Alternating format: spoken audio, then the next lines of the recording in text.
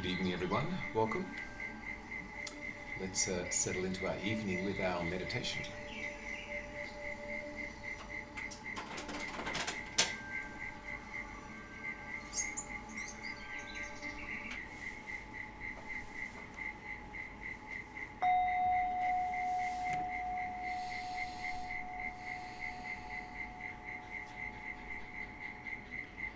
So on this spring evening, taking our time to settle into the mindful mode, the mindful mood, the mindful mindset of being aware in the present. Using this time to set up the mind, enabling the mind in the right posture, not just the physical posture for the body, but the right mind or mental posture for meditation. A calm, conscious, mindful alertness, a mental clarity, a discernment that is able to relinquish the happenings of the day, the ways of the world, the concerns of self, and returning to our true home of peace, calm and clarity, that inner abiding of well-being.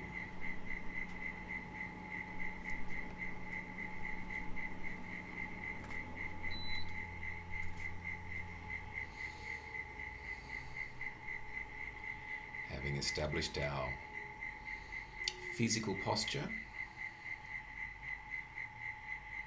feeling our feet connecting with the floor,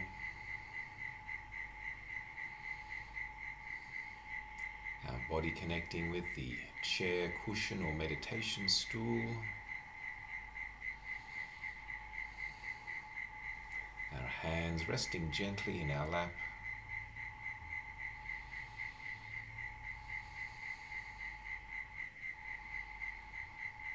our head balanced nicely on the neck, the shoulders,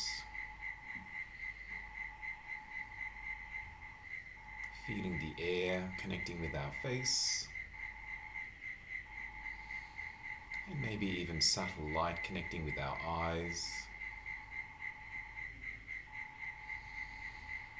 not being distracted or disturbed by background sounds, auditory experience. And the same with the inner mental experience of any thoughts, not being distracted, attracted, disturbed by those. Even consciously giving our mind a break from the need to engage into the activity of thinking, as we use this time for exercising calm, focused attention in the present. And for the purposes of developing and deepening our meditation, using the naturally occurring sensation of our breath as our reference point for the present moment. Meditation is practicing being aware in the present moment. The mind collecting mind energy and connecting mind energy to the present through each soothing, therapeutic breath.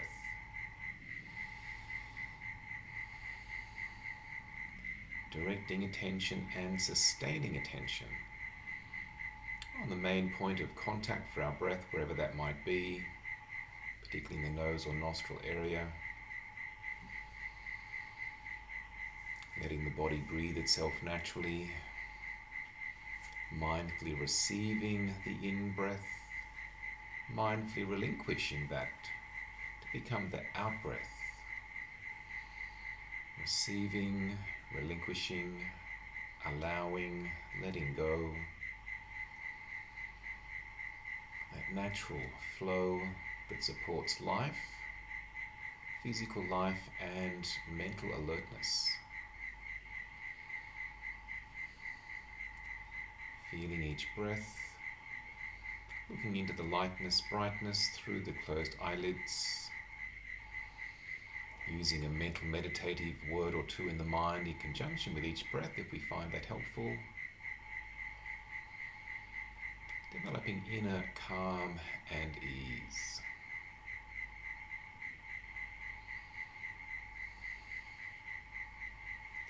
Feeling and knowing each breath and each moment, developing peace and presence.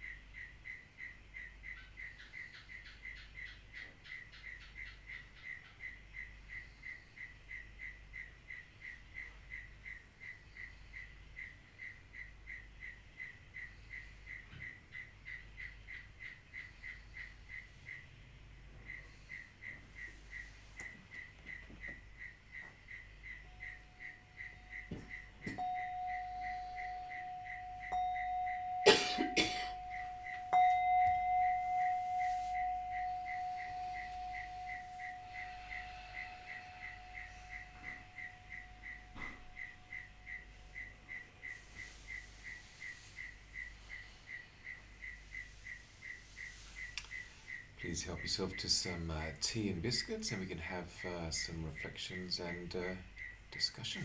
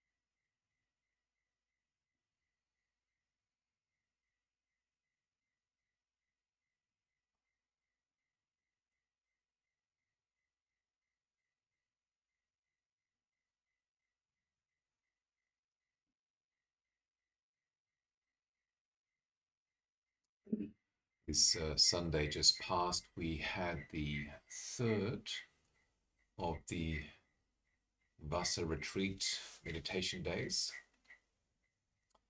So the third of four. So we're developing a mindful momentum as the days move into weeks, move into months on the 3-month Vassa Retreat period. And in that retreat period, looking into certainly developing, deepening our meditation practice, and also in the context of the theme of early Buddhism, the early Buddhist teachings and practices that were during the period of the Buddha's teaching 45 years after he was enlightened, and up until the time of King Ashoka, about 150 years. So looking into some of those foundation teachings and perspectives. And particularly on our retreat just past, we looked into the 4 Noble Truths as a real foundation, fundamental appreciation, perspective, and practice that the Buddha advocated, both as a teaching and as a practice for developing understanding, liberating understanding, freedom. And as mentioned before, that when we have a retreat day, the following Thursday, such as tonight, we have what I call the Ewa Me Sutang evening. Ewa Me Sutang, which is the few Pali words that begin many of the discourses of the Buddha, particularly where Venerable Ananda listened to the teachings on various occasions, Ananda being the Buddha's attendant, and then recalled what had been heard. So Ewames, or tongue, translates as "thus have I heard," or "I have heard this," and then it goes on with what the teaching was. So this evening, in keeping up with our meditation group tradition, to again open the evening up to maybe share anything that came up on that retreat for those of you that were here. So we had 17 people here, about 3 or 4 people online connecting. Those of you that weren't here may have been able to have a look at the email that I sent out on Tuesday this week that had a bit of a summary of what we looked at: 4 Noble Truths, the 4 sources of stress and suffering, and also the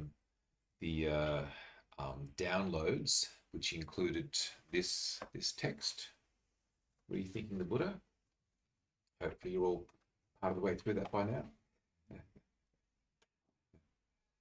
Together with a few other texts as well, and there's also a YouTube video of Shyla Catherine, the woman that wrote this book, giving a talk.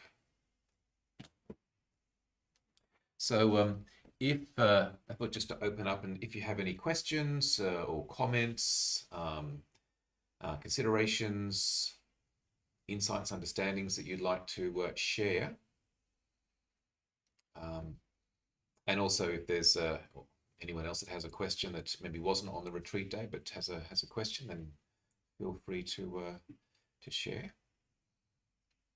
So anyone like to share a comment or ask a question?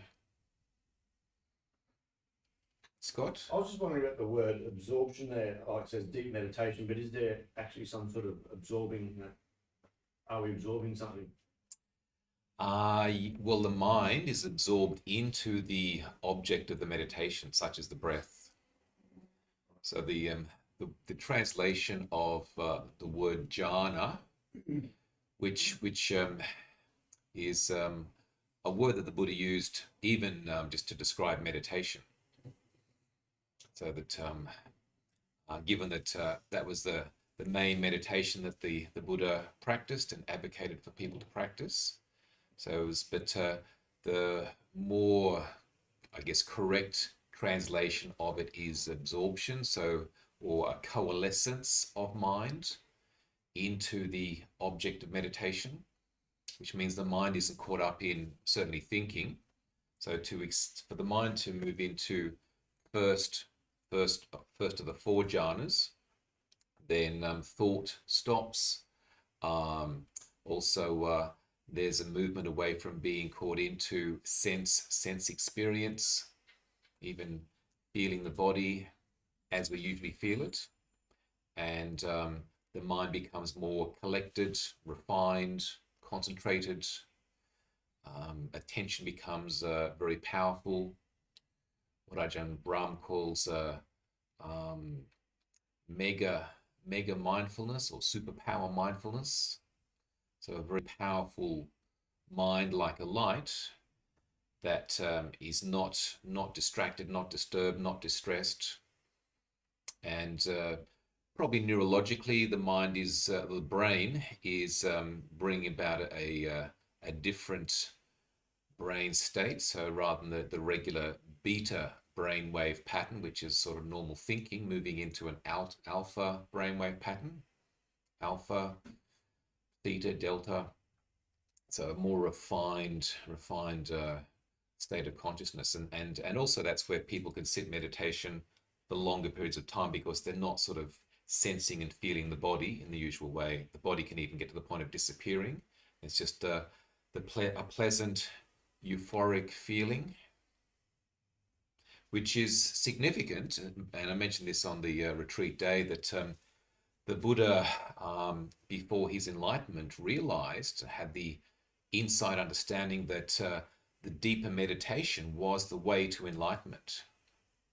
And he realized this because he felt, is there a pleasure? Is there a pleasure that's not through the senses, not through seeing and hearing and smelling and tasting and touching and feeling and thinking, even the pleasure of lovely thoughts?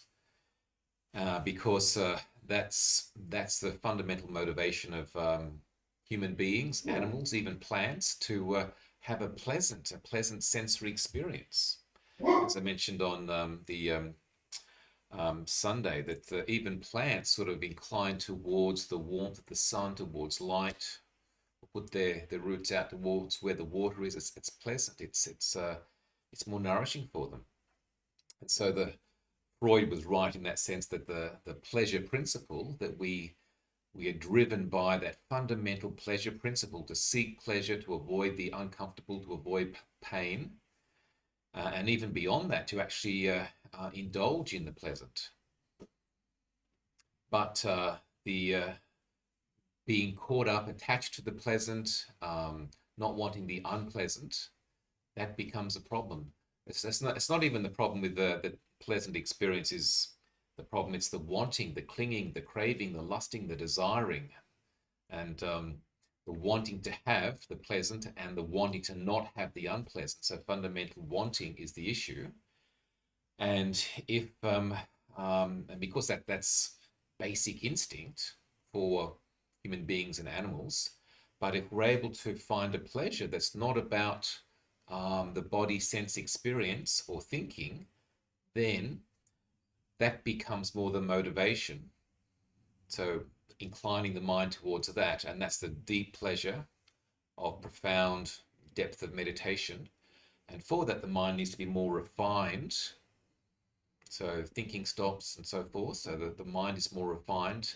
A letting go happens. So there's a purification of mind. There's a strengthening of mind, development of mind for that, which means the mind is actually inclining towards enlightenment by seeking, in a way, the pleasure of deep, profound meditation, the ecstasy, the bliss of that. So there's a refinement, purification, and a letting go. So these deeper states of meditation only come because the mind is letting go of attachments, wanting the gross attachments or the gross pleasure. So there's a maturing that happens to the point where there's not much more insight needs to happen for the mind to let go completely into enlightenment. And because the mind is very powerful, then there's so understandings become emphasized, magnified with that powerful mind. And it's like the chap that wrote this book, Evitar Schulman, he's written a great thesis. He's a very learned man, very intellectual, really understands the Buddha's teachings well. Is he enlightened? I don't know, but probably not. But the reason that he's probably not enlightened because he's got the knowledge there.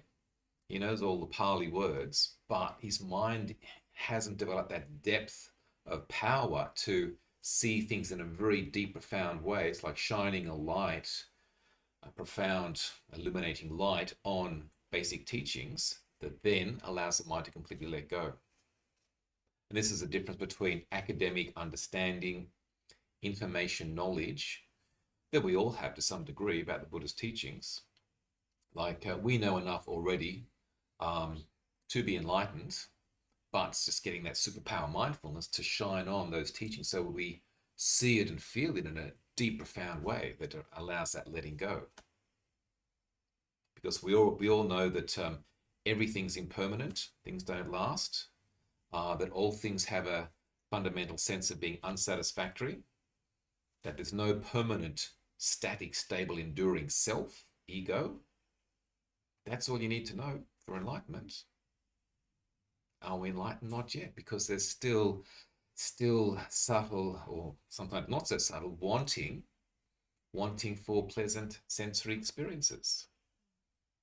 So the deeper meditations, jhana, helps the mind to sort of go, okay, well, I'm going to let go of wanting the sensory, physical experiences and wonderful thoughts, refining, letting go, and then into the possibility of the final letting go into enlightenment. Brendan? Yeah, John, I was just going to ask on that. So, coming back to attachment, is it almost that we're replacing those worldly attachments with the attachment to the deep peace, the Yep, deep yep. meditative states, and then that allows the wisdom to grow so that you can see the ultimate reality and then finally let go of that last Yes. attachment Yep. of that peace and then reach nirvana. Yep. So my sort of sense is that's why the Buddha thought, yes, this pleasure of jhana meditation is the way to enlightenment, because otherwise, if people don't have that pleasure, they're still going to be hankering after nice things. Can't get rid of those worldly, unwholesome attachments until you And maybe not even unwholesome, but just the attachment to some pleasant tasting food, or swimming in a nice warm pool or cool pool, whatever you like, or looking at a lovely sunset. It's like, well, they're not unwholesome. They're just things that are there that's very easy to sort of want and go for those things. And so my understanding is the fully enlightened mind can appreciate pleasant things, beautiful things, but is not hankering or wanting for them. That's because of the wisdom, the awareness of, that they're temporary, satisfactory. And letting go, and also an awareness that the self that wants these things is just a mental, psychological operating system. It's not a reality in itself. Does that mean that when you become enlightened, you no longer suffer? Exactly. So there's still pain. Yeah. There's still aging, pain, and illness, and so forth. But there isn't a sense of the clinging or condemning, reacting or resisting, denying or distracting. So there's no psychological suffering. There's still physical pain, but there's not a reaction to it. So that's what the Buddha saw. That's the possibility. And also, then when the body dies, this vehicle, then the mind or life force is not attached to wanting to come back, get reborn again to eat vanilla ice cream, maybe mixed with canister. Another thing to have to let go of. There's just no attachment. So the mind doesn't need to get reborn into a body to have another worldly experience in any realm, not even in a deity, celestial heaven, angelic realm.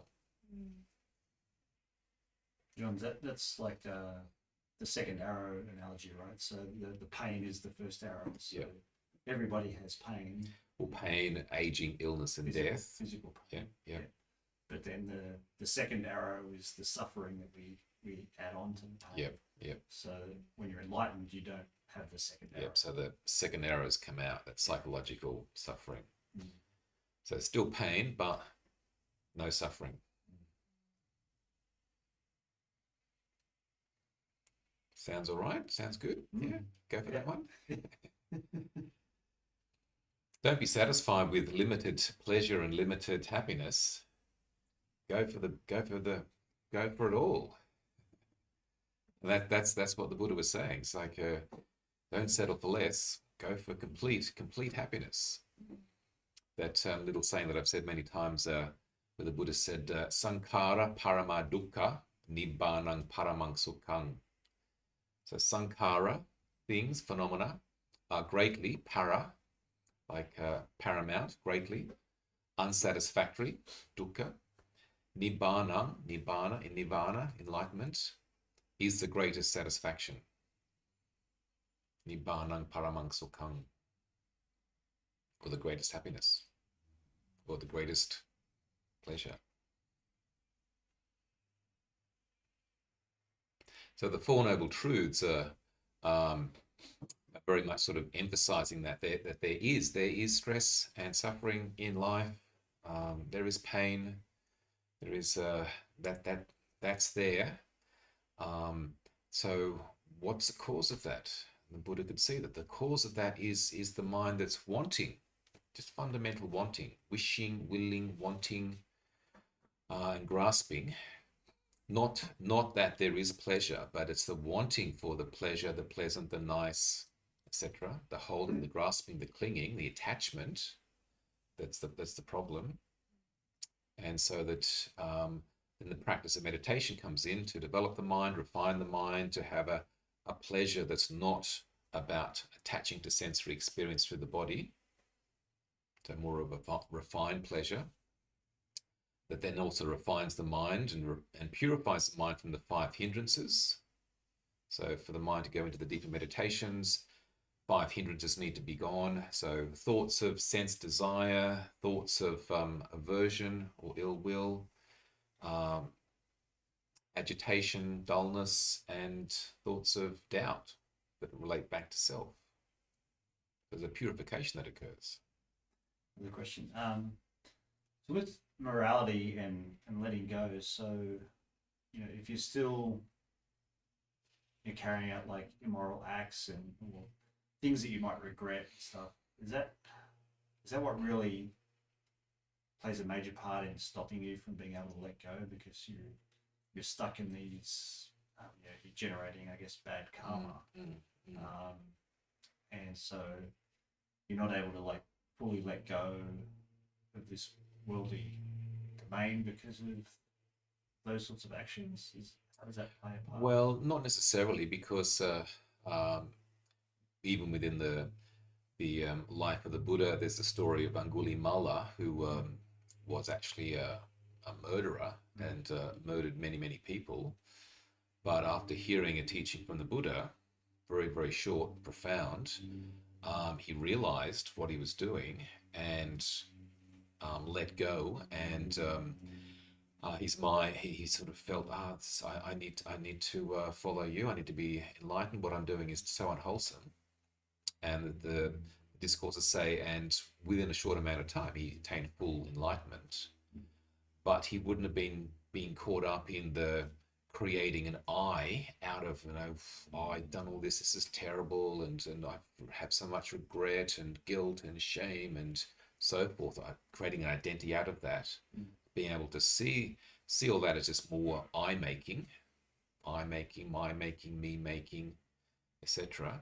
So it's not like, I've committed this many immoral acts, now I've got to have the opposite number of moral acts in order to cancel out or anything. Not necessarily, because there can be profound insight, particularly through deep meditation, clarity of mind, insight, letting go.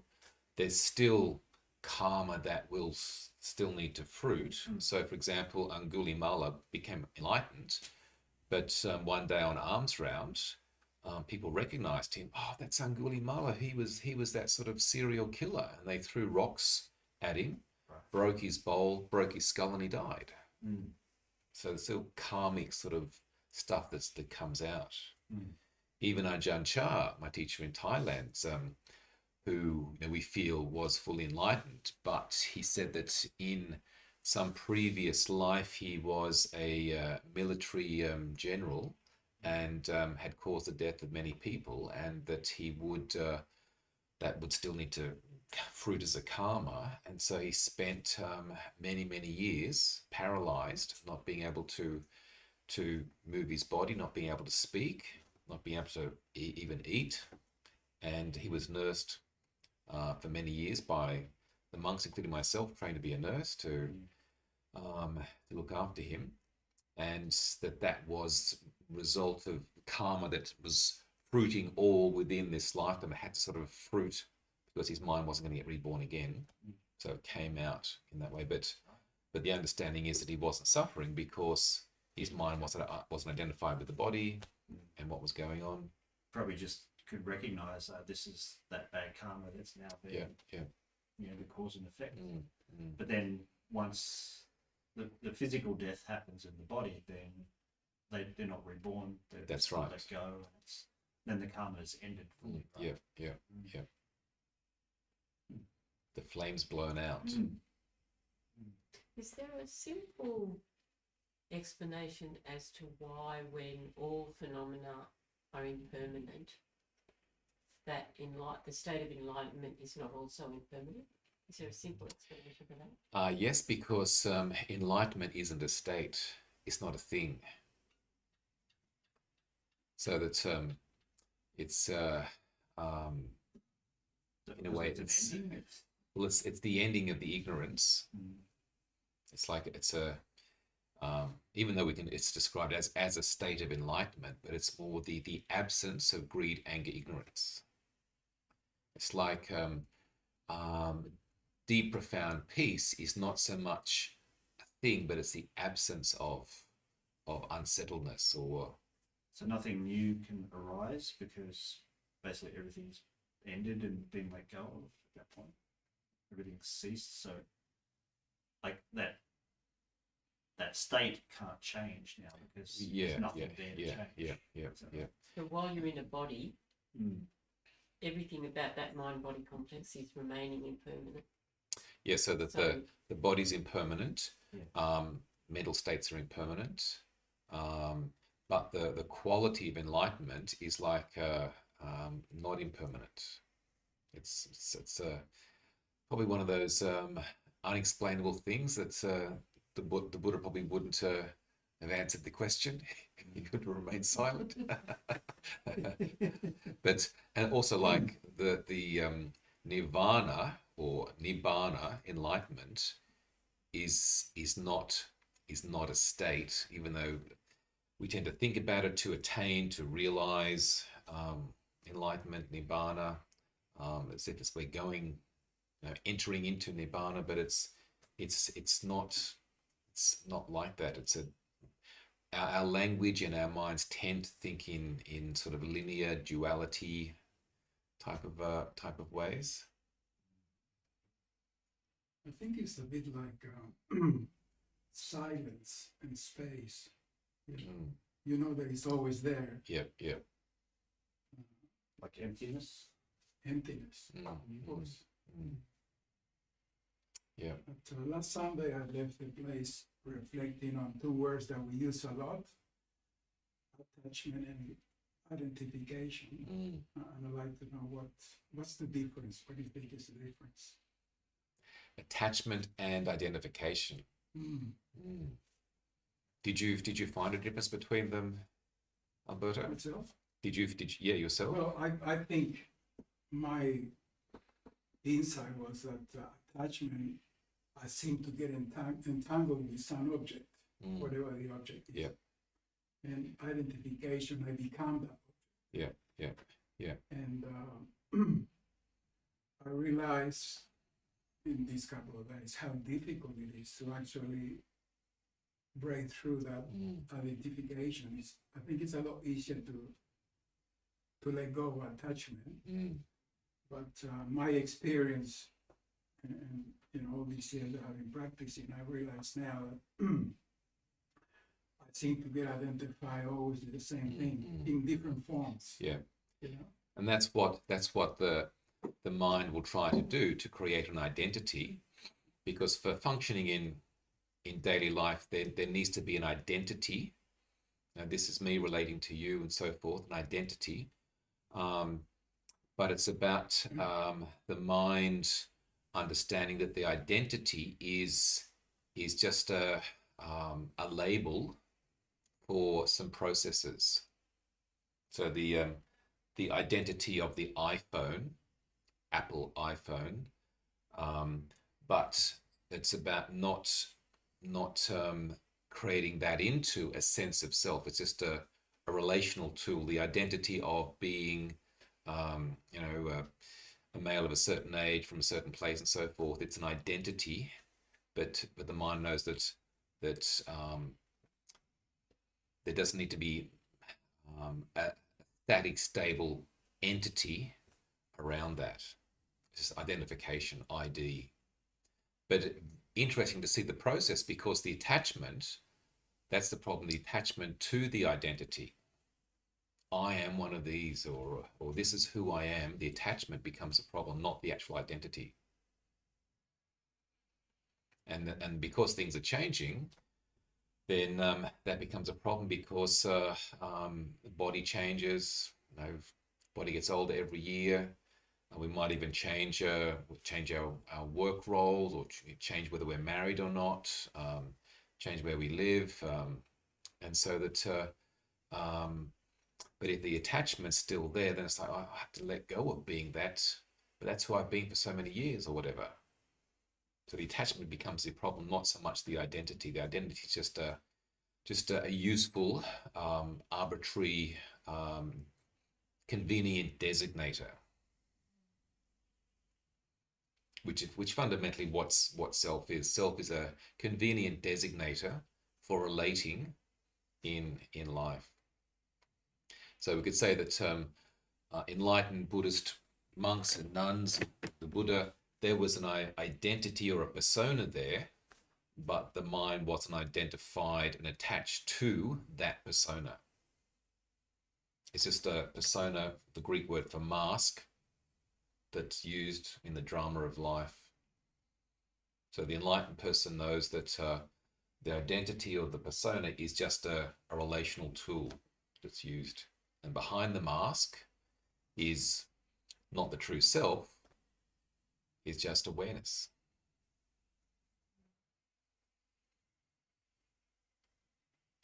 But the ignorant mind sort of takes the mask to be, well, that's who I am. And I've always been that. And I'm in this, and this.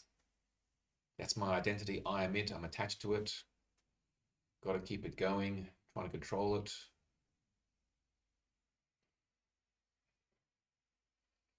But really, really good to sort of take a word or two like that and sort of reflect upon it, see how it relates to me. Attachment, identity,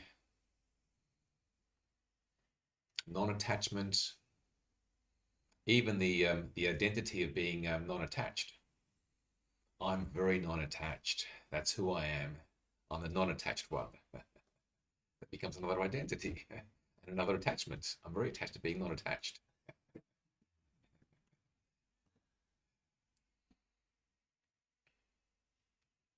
Well, certainly there was a lot that we reflected upon, things that I maybe mentioned on the retreat day. So will that be available on video? Yeah, it's already there. Unfortunately, the first about 15 minutes was missing. But, Okay. Yeah, most of it is there. Okay, good, Yeah, so, good. And it's on that playlist as well. We got the Vassa Retreat playlist. It's got all the day retreat recordings for those. So how do we access that?